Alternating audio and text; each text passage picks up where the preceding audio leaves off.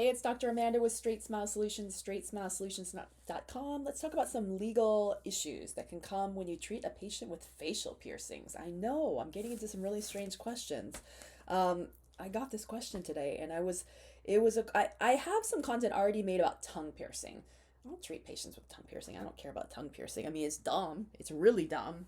It's gonna cost you 10, 20, 30, 50, $100,000 later. It is a piercing that dumb people get, not realizing how much money it's going to cost you later by all the damage it's going to slowly do in your mouth that you're not going to notice initially. It's going to be very slow.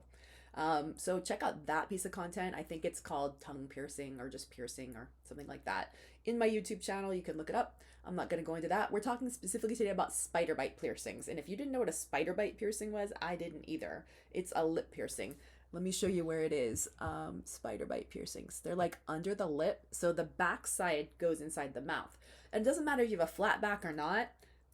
I know a lot about piercings because I've had a few. So, and not just in my ears. And we won't go there. But anyways, I know about flat backs. I know I live my life. So don't think I'm old just because I'm old. Okay, so let's talk about spider bite piercings and why I personally would not treat a patient with orthodontics who had one in terms of the liability, even if you had supplemental informed consent. Sorry, peace out. Take them out. If you leave them out throughout the whole treatment, you can re-pierce it later. It'll probably won't fully close. You can even poke it daily. I don't care what you do. Poke a hole in it every day. Keep it open. But you can't wear the jewelry while you have the aligners or the braces, because I'll explain why and then the risks for you. So basically, I did a really deep dive and looked to see liability, litigation, stuff like that, and I found a lot of stuff. So first of all, it can tear lips, and I've seen this before, where it can catch the inside. Doesn't matter if it's flat back or not. It's going to catch on the edge of your tray or on one of the brackets. It just happens, whether it's at night, randomly, you yawn, you get startled, it gets caught, and the rip and the tearing is terrible. And I don't care whether or not you had a supplemental informed consent or not, you're still going to be somewhat liable because you still did it, So keep that in mind. So in addition, it's a slow devitalization of the tissue. It can cause definitely infections and stuff like that. It's just risky.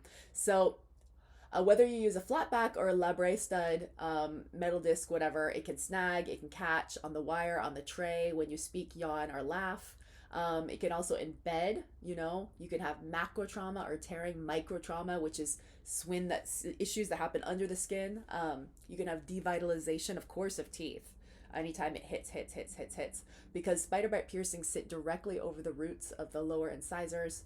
The hard back of the jewelry constantly bangs against the thin alveolar bone, causing constant bone alveolar remodeling and root trauma. So y'all, your bone is alive, your teeth are alive, and the constant microaggressions, like micro bangs, just that little metal that's just tick, tick, tick, tick, all day long, every time you talk, every time you swallow, every time your tongue moves, it's going to do things inside your mouth that's not supposed to happen.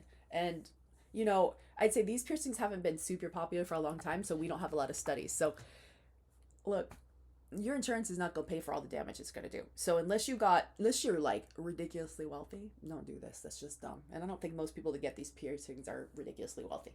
So, okay.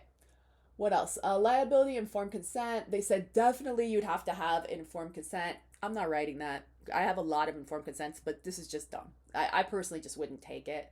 But they said maybe if you had the right informed consent, the orthodontist must prove they met the standard of care. That means they must visually inspect the piercing at every appointment. So then now you can't be on virtual. Like, this is a lot more work for you, the orthodontist, and you can't necessarily, here's where it comes into the whole medicalization of billing. We have like flat rates. As long as you accept insurance, you can't change rates for different things, which is the whole reason why I don't think we should be taking insurance for ortho or even in dentistry in general, because once you start taking a dentistry, it's hard not to take it in ortho, right? So, that means every month you can't use any of the virtual tool. I mean, you have to check them in person or you're going to be liable. Patient's responsibility. Voluntary body modifications are considered self-inducing risk. When the patient signs on an informed consent acknowledging the piercing could damage their teeth, they choose to keep it. They cannot successfully sue the orthodontist. Yeah, in theory, they can't successfully sue you if you have the informed consent. So, I mean, if you're going to do it, of course, have the informed consent. But then again, you have to keep standard of care, which is more visits, more time, more doctor time. Again, I would charge extra, but you can't charge extra if you're taking insurance. So just have a policy, you don't take it. It's easy. Are there dental lawsuits about that? Yes. dental insurance companies will luckily throw these cases out, but that doesn't mean it's free for you. Just because it gets thrown out doesn't mean you're not paying an attorney a retainer. So that's what you guys can get. It can get thrown out, but it's a nightmare for months, years in the process of it getting thrown out. It still costs you something. And that's the thing I learned about doing risky stuff. Sure, they might not actually be able to sue you, but every time someone even tries, whether they think they're going to or not, it still costs you money and it still wears you down emotionally, physically. It's not worth it. Just don't do it. So, all right, hope that helps. But yeah, I don't think they look cool either. They look like zits.